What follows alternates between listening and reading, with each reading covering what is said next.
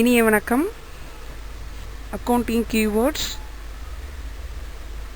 Part 3ல இன்னைக்கு 5 words பார்க்க போகிறோம்.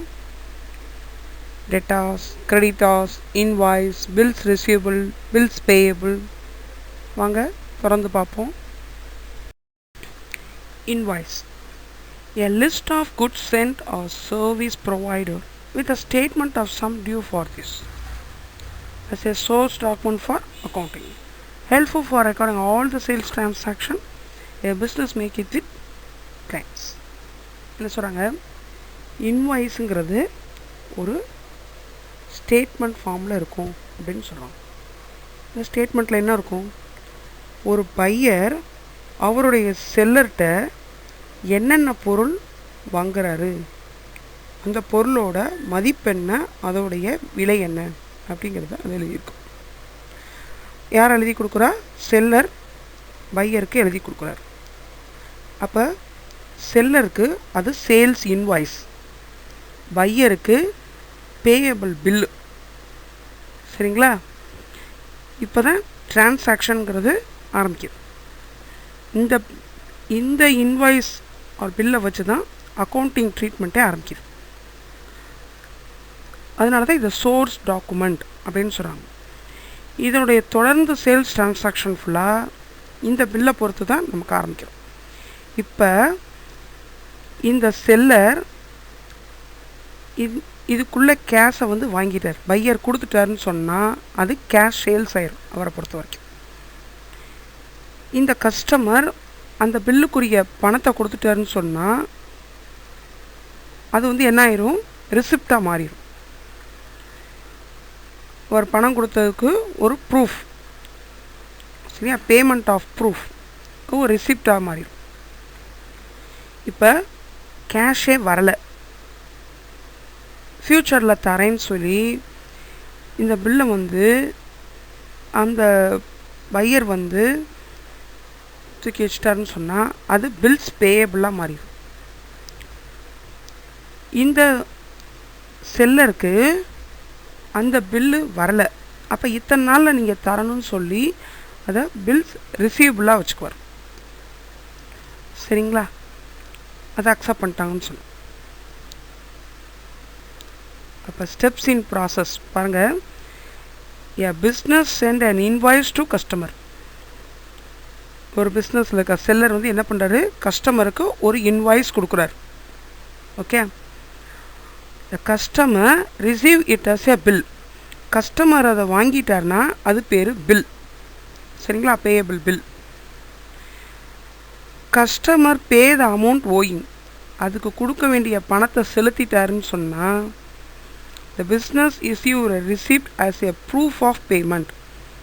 அப்போ இவர் அந்த பில்லில் பணம் வந்துருச்சு அப்படின்னு சீல் குத்திட்டாருன்னா, செல்லர் குத்திட்டாருன்னா, அப்போ கஸ்டமருக்கு அது என்ன ஆயிடுது, ஒரு ப்ரூஃப் ஆஃப் பேமெண்ட், அது ஒரு ரிசிப்டாக மாறிடுது.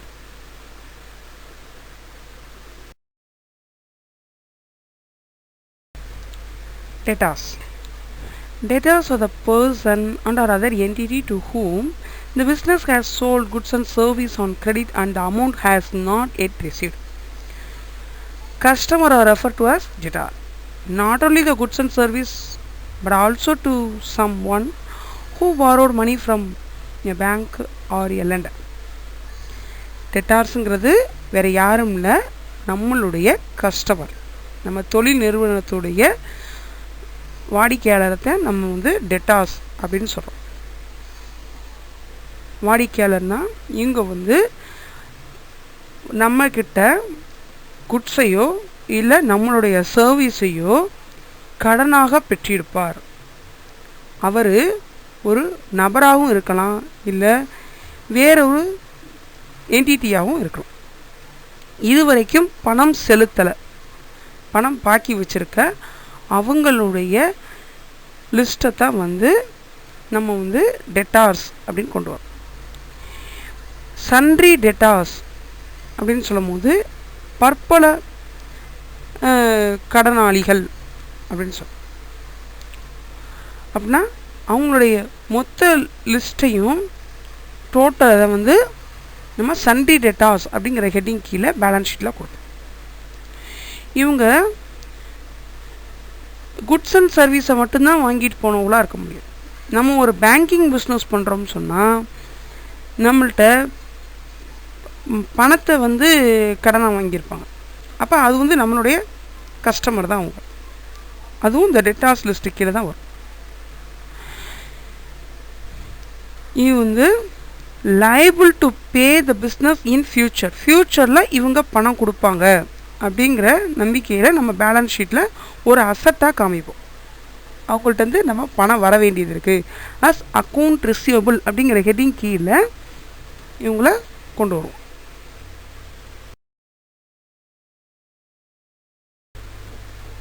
Creditors. Creditors refers to the party that has delivered a product or service or loan and is owed money by one or more debtors. All retailers are creditor because they sell product or service. Creditor அப்படிங்கிறது வேறு யாரும் கிடையாது, நம்மளுடைய vendor. நமக்கு supply பண்ண ஒரு supplier. நம்ம ஒருத்தர்கிட்ட தான் சப்ளை பண்ண சொல்லுவோம் இல்லை, நம்ம பல வியாபாரிகிட்டேருந்து பொருட்கள் வாங்குவோம். அந்த வியாபாரிகளின் கொடுக்க வேண்டிய பாக்கியத்தை வந்து இந்த கிரெடிட்டார்ஸ் அப்படிங்கிறது கீழே கொண்டு வருவோம். இவருக்கு நம்ம வந்து கொடுக்க வேண்டிய லயபிள் நம்மள்கிட்ட இருக்குது. அப்போ கிரெடிட்டாருங்கிறது நமக்கு ஒரு லயபிலிட்டி. சரிங்களா? the liable to receive the payment from the business in future. ஃப்யூச்சரில் இவருடைய பேமெண்ட்டை நம்ம கொடுப்போம் அப்படிங்கிறது வந்து அக்கௌண்ட் பேயபிள் அப்படிங்கிற ஹெட்டிங் கீழே இந்த கிரெடிட்டார்ஸை கொண்டு வரும்.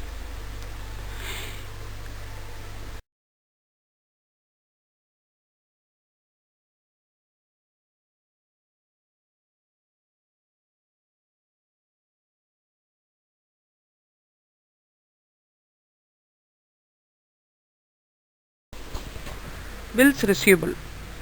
A bill of exchange drawn by an entity on its customer or debtor so as to serve as a proof of debt. When a customer accepts a bill, it serves as a acceptance of the debt and an undertaking to pay the specific amount on a specific date. Bill of exchange அப்படிங்கிறது ஒரு seller, ஒரு entity அவருடைய customer ஒரு debtor மேலே எழுதுகிற ஒரு ஆவணம், அவருடைய கடன் தொகைக்காண்டி. எப்போ அந்த கஸ்டமர் அந்த கடன் தொகையை ஏற்றுக்கிட்டு இத்தனாம் தேதிக்குள்ளே இவ்வளோ இந்த அமௌண்ட்டை நான் கட்டிடுவேன் அப்படின்னு அக்செப்டன்ஸ் கொடுக்குறாங்களோ அப்போ அது பில் ஆஃப் எக்ஸ்சேஞ்சாக மாறிடுது. இது ஒரு பர்சனல் அக்கௌண்ட் அப்படின்னு சொன்னாங்க. இது என்ன பண்ணுவாங்க? It's debited because the represented are from whom the money is receivable. இது யார்கிட்ட இருந்து பெற வேண்டியதோ அந்த டெட்டார் நேம்கிட்டருந்து இந்த பில்ஸ் ரிசீவபிள் அக்கௌண்ட்டுக்கு ட்ரான்ஸ்ஃபர் பண்ணிடுவாங்க. இப்போ பில்ஸ் ரிசீவபிளை டெபிட் பண்ணி அந்த டெட்டார் நேமை க்ரெடிட் பண்ணிடுவாங்க ஜர்னல் என்ட்ரியில். சரிங்களா? இது இத்தனை ஒரு ஸ்பெசிஃபிக் பீரியட் டைம் சொன்னதுனால இது வந்து ஒரு கரண்ட் அசட்டாக நம்ம ட்ரீட் பண்ணிக்கிறோம். வித்தின் 1 இயரில் அந்த தொகை வந்து நமக்கு வசூலாயிடும். அதனால் இது ஒரு கரண்ட் அசட்டாக பில்ஸ் ரிசீவபிளை பேலன்ஸ் ஷீட்டில் காமிக்கிறோம். Next one, bills payable. A document show the physical record of the amount owing for a product or service that a company buy on credit, including service invoice, phone bill, utility bill, such as. இது வந்து ஒரு ஆவணம், document. இதில் என்ன இருக்குன்னு சொன்னால், நம்ம பொருளையோ சர்வீஸையோ கடனாக பெற்றெடுக்கிறோம், அவங்களுக்கு நம்ம பணம் கொடுக்கணும்.